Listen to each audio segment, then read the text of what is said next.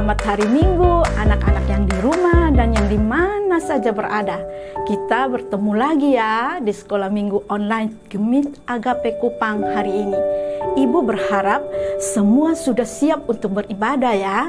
Sudah siap Alkitab, sudah berpakaian yang rapi, duduk yang manis. Tidak ada yang sambil makan atau jalan-jalan. Atau kalau ada bersama dengan saudara, tidak boleh sambil bercerita, berbicara ya. Karena kita mau beribadah kepada Allah kita yang kudus. Ayo, Ibu ajak bangkit berdiri, kita sama-sama memuji Tuhan. 2 lagu berturut-turut ya. Yang pertama, lagu Bapa ku datang padamu. Dan yang kedua, ku ingin dengar cerita.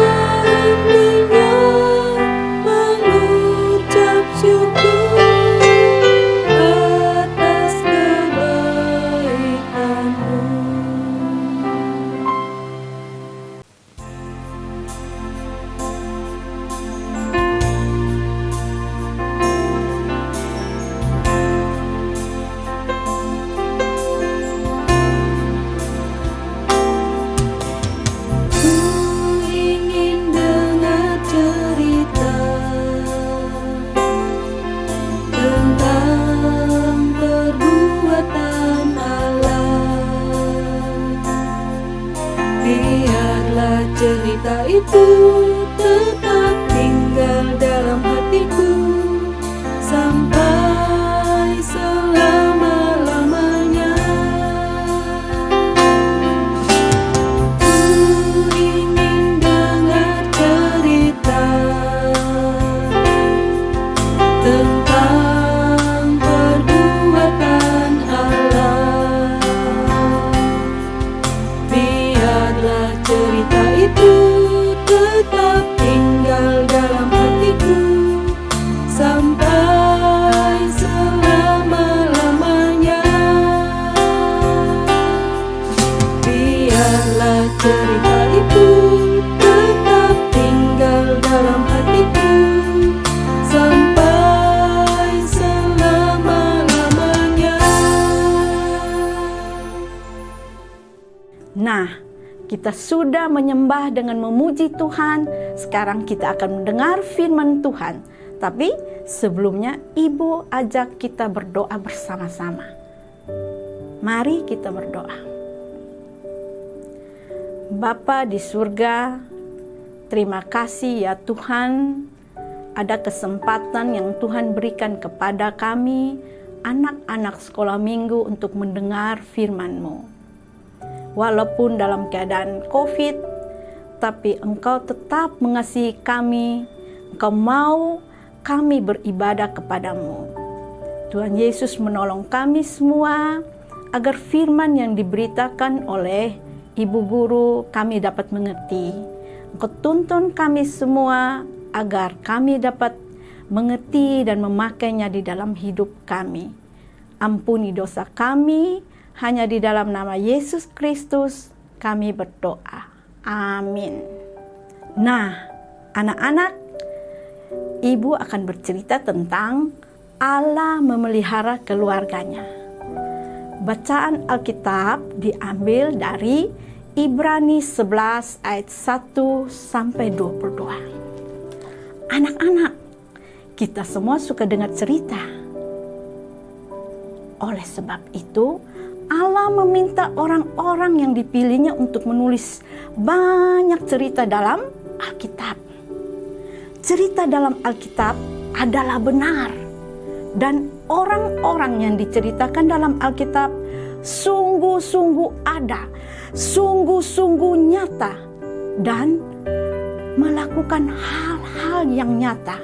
Ada hal-hal yang baik dan ada hal-hal yang buruk. Kitab Kejadian menceritakan apa yang terjadi pada awal mulanya ketika Allah menciptakan dunia dan segala sesuatu yang hidup di dalamnya. Allah menciptakan manusia pertama juga, yaitu siapa anak-anak? Adam dan Hawa. Allah memberi mereka tempat tinggal yang indah, dan Allah sendiri berjalan berbicara dengan mereka di Taman Eden. Suatu hari, Adam dan Hawa melanggar perintah Allah. Mereka tidak taat dan melakukan dosa, sehingga merusak dunia ciptaan Allah yang sempurna. Dosa mereka mengubah dunia, sehingga setiap orang yang lahir setelah mereka lahir dengan hati yang berdosa. Allah mengasihi Adam dan Hawa, tapi Allah harus menghukum mereka karena dosa mereka. Tetapi Allah juga memberikan janji suatu hari akan mengirimkan juru selamat untuk menerima hukuman atas dosa mereka, sehingga mereka dapat hidup selamanya di surga bersamanya. Beberapa waktu kemudian, seluruh dunia sudah penuh dengan orang, tapi penuh dengan orang yang berdosa, tidak mengasihi dan tidak taat kepada Allah. Hanya ada satu orang laki-laki saja, yaitu Nuh, yang mengasihi dan taat pada Allah. Allah memutuskan menghancurkan setiap orang di bumi dengan air bah, dan akan melindungi Nuh dan keluarganya dan setiap jenis hewan. Allah mengatakan kepada Nuh untuk membuat bahtera. Apakah Nuh taat? Ya anak-anak, Nuh taat karena Nuh percaya kepada Allah. Setelah selesai membuat bahtera, mereka semua masuk ke dalam bahtera. Setelah air bah kering, Allah berjanji tidak akan menggunakan air bah untuk menghancurkan dunia. Dan sebagai tanda janji Allah, Allah meletakkan pelangi di langit. Nah, apakah yang dapat kita pelajari dari kisah Nuh ini? Kita harus percaya dan taat seperti Nuh melakukan kehendak Allah. Beberapa tahun kemudian, Allah memilih satu orang dari keturunan Nuh untuk memiliki hubungan yang khusus dengan Allah. Siapakah dia? Abraham, anak-anak. Allah meminta Abraham untuk meninggalkan rumahnya, negerinya, dan pergi ke negeri yang baru. Apakah Abraham taat? Ya, Abraham taat dan percaya kepada Allah. Bersama Sarah istrinya, mereka pergi ke negeri yang baru. Nah, anak-anak, ketika itu usia mereka telah lanjut, tapi Allah berkata kepada Abraham dan Sarah, mereka akan mempunyai seorang anak laki-laki dan akan memberi kepada mereka keturunan yang banyak. Kepada Abraham dan Sarah. Abraham percaya anak-anak, karena Allah yang berbicara kepada dia adalah Allah yang kuasa. Dan benar anak-anak, Sarah melahirkan seorang anak laki-laki di usia lanjutnya dan memberi nama Ishak. Suatu hari Allah berkata kepada Abraham untuk melakukan sesuatu yang sulit. Apakah itu? Allah meminta mengorbankan Ishak, anak Abraham yang ia sayangi itu. Apakah Abraham taat? Ya. Ketika Abraham mengambil pisau untuk menyembelih Ishak, Allah menghentikan dan menyiapkan seekor domba sebagai gantinya. Apa yang kita pelajari dari kisah Abraham? Abraham menunjukkan kepada kita apa arti percaya dan taat kepada Allah.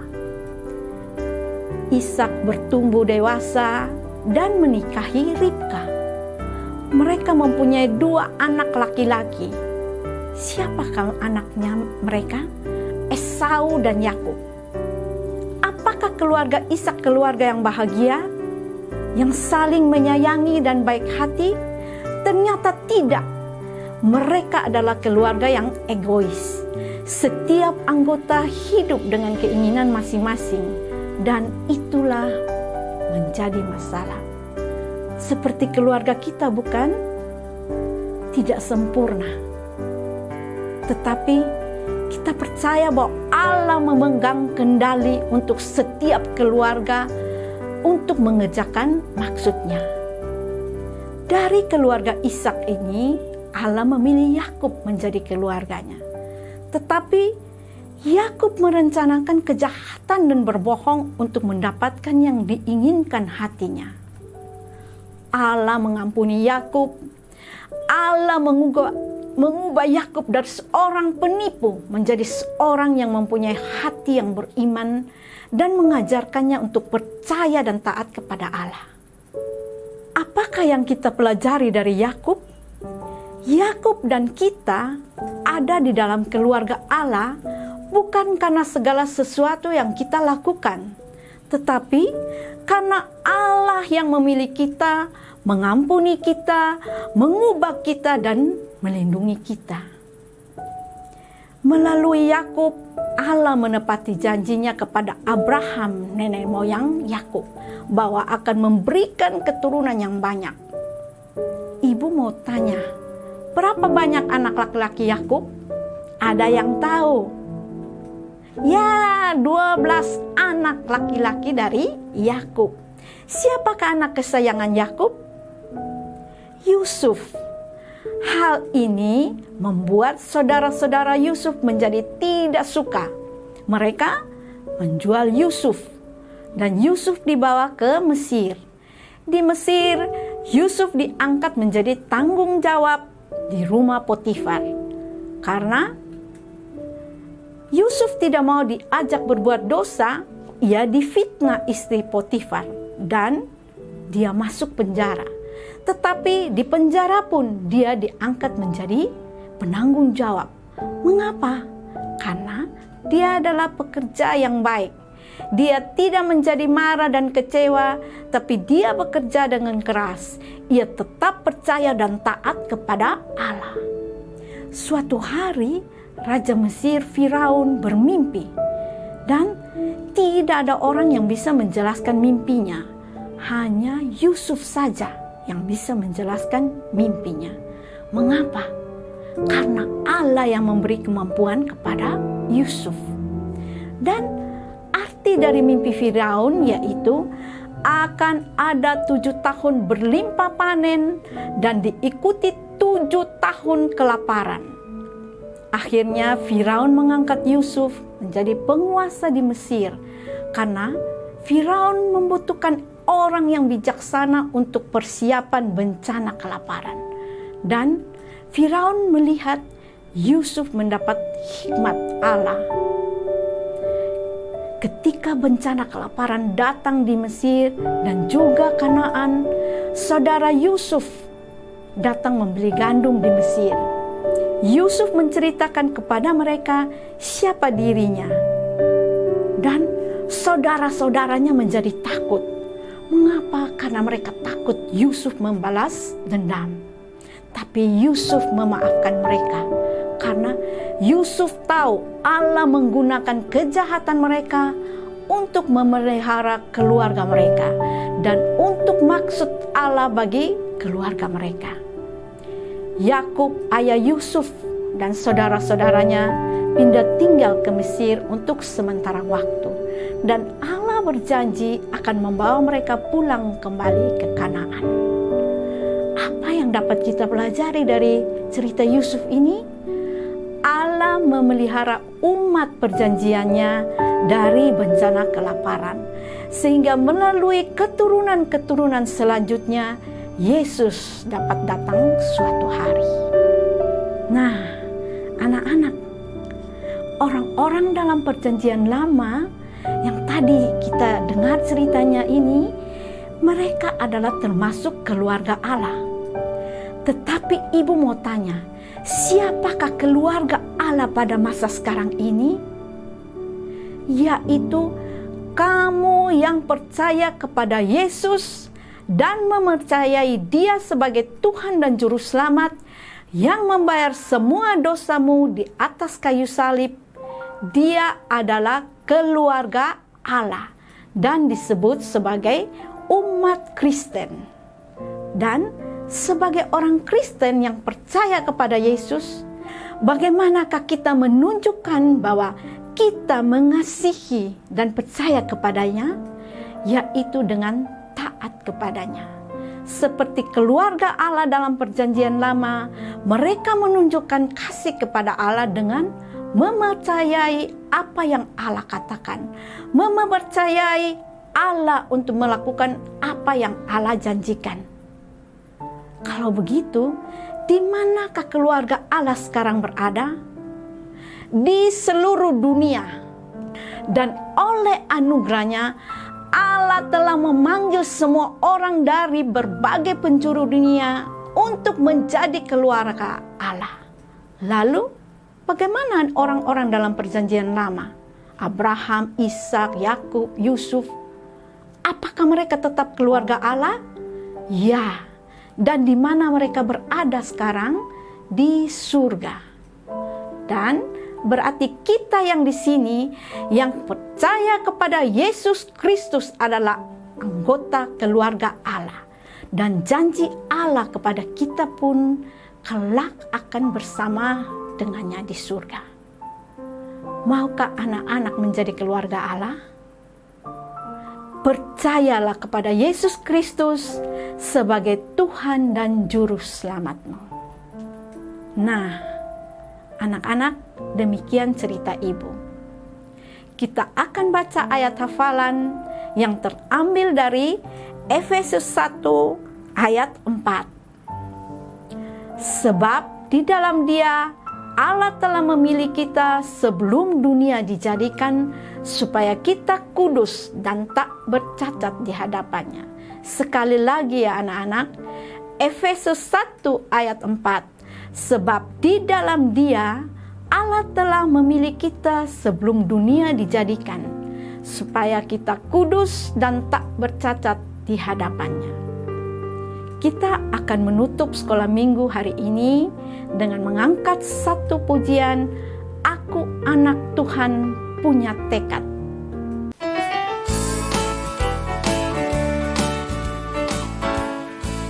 Aku anak Tuhan punya tekad untuk kenal Yesus lebih dalam, makin cinta Tuhan, cinta sesama, jadi anak yang bertumbuh. Aku anak Tuhan punya tekad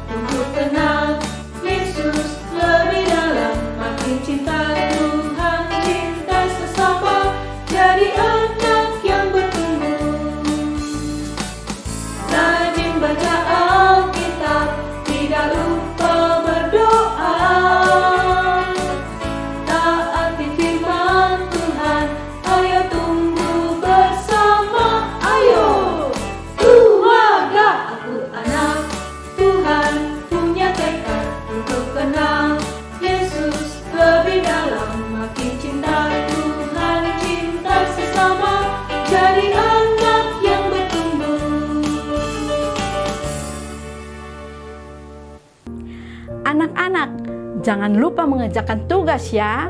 Untuk kelas besar akan menjawab siapakah aku pada lembaran gambar yang diberikan. Dan untuk kelas kecil akan mewarnai gambar kita adalah keluarga Allah. Lalu kirim ke guru kelas masing-masing ya. Anak-anak, kita akan menutup dengan doa. Mari kita bersatu dalam doa penutup. Tuhan Yesus yang baik, kami sudah mendengar firman-Mu. Tolong setiap kami agar kami mau percaya kepada Engkau dan menjadikan Engkau sebagai juru selamat pribadi kami masing-masing. Kuatkan kami ya Allah Roh Kudus, memampukan kami untuk percaya kepada Engkau sebagai juru selamat. Tolong setiap kami agar kami tetap setia mengikuti sekolah minggu walaupun secara online. Terima kasih Tuhan Yesus. Di dalam nama Yesus Kristus kami berdoa. Amin. Dan akhirnya Ibu berpesan, tetap semangat, tetap rajin, tetap setia mengikuti sekolah minggu online minggu depan ya. Shalom, Tuhan Yesus memberkati.